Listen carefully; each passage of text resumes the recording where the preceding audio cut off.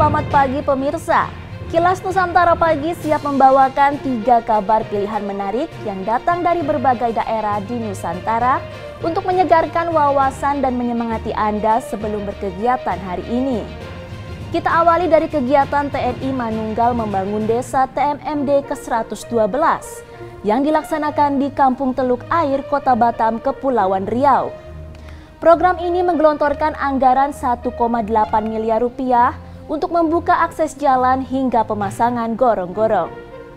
Bergeser ke Jambi, pemirsa, Gubernur Jambi Al-Haris mengatakan produksi padi di Jambi meningkat meski dihadang pandemi COVID-19.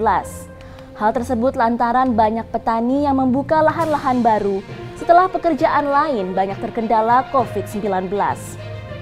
Terbang ke Pulau Kalimantan, tepatnya Kalimantan Selatan, di mana Menteri Sosial Tri Risma hari ini menyalurkan dan memastikan programnya berjalan sesuai aturan. Salah satunya terkait bantuan asistensi rehabilitasi sosial atau atensi. Berikut berita selengkapnya untuk Anda. Masyarakat di Kampung Teluk Air, Kelurahan Setokok, Kecamatan Bulang, Kota Batam, Kepulauan Riau, kini tidak perlu lagi menempuh perjalanan belasan kilometer untuk sampai ke pemukiman dari jalan utama. Program TNI Manunggal Membangun Desa, TMMD, ke-112 kini telah menyentuh 30 kepala keluarga yang bermukim di wilayah tersebut. Pelaksanaan TMMD ke-112 yang melibatkan 150 personel gabungan serta dibantu oleh warga setempat dan berbiaya 1,8 miliar rupiah itu diwujudkan dengan dibukanya akses jalan ke pemukiman masyarakat sepanjang 1,7 km dan lebar jalan 8 meter.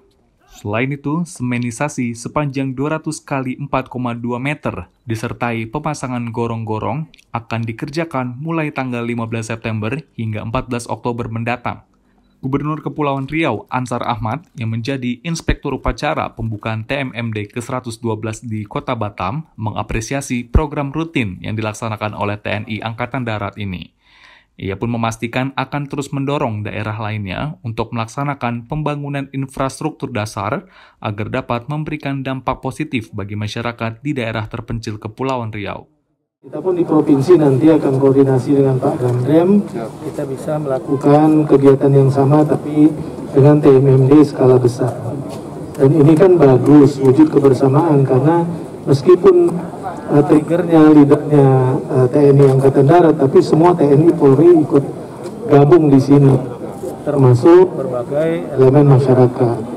Nah, keterpaduan seperti inilah yang kita harapkan, karena program yang hand in hand seperti ini, insya Allah bisa mempercepat kita memenuhi kebutuhan dasar masyarakat itu. Maka saya apresiasi.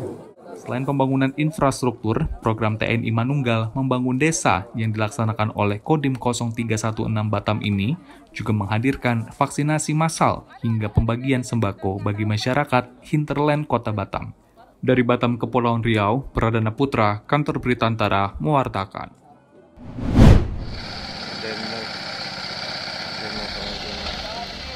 Pandemi COVID-19 ternyata tidak menyurutkan semangat petani padi untuk meningkatkan kuantitas hasil pertaniannya.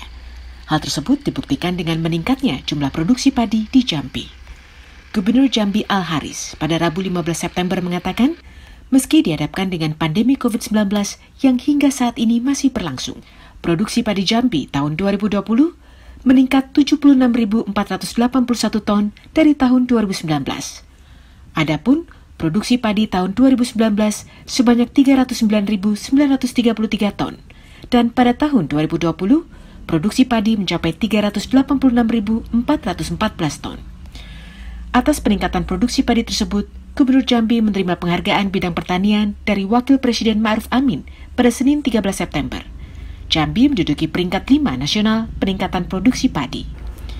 Haris mengatakan, di masa pandemi COVID-19 tahun 2020, banyak petani yang memanfaatkan lahan-lahan kosong untuk menanam padi, dan banyak juga yang membuka kembali lahan mereka yang sebelumnya memang ditanami padi, sehingga meningkatkan produksi padi di Jambi. Komoditi padi kita ternyata itu tingkat 5 nasional, produksinya meningkat itu. Nah, ternyata orang ketika COVID berlangsung, ada kecenderungan orang untuk membuka lahan-lahan baru, membuka lahan sawah mereka. Mungkin ketika jasa perdagangan ini menurun, itu dia mulai mengolah lahan kosong itu. Haris menambahkan, petani-petani di Jambi hendaknya terus meningkatkan produksi pertanian dan tidak mengalihfungsikan lahan pertanian, baik lahan sawah maupun komoditas lainnya. Sebab menurutnya, itu bisa membantu dan menambah pendapatan ekonomi keluarga, di samping memang ada program-program pemerintah di bidang pertanian dalam upaya pemulihan ekonomi nasional. Dari Kota Jambi, Dodi Saputra, Kantor Berita Antara, mewartakan.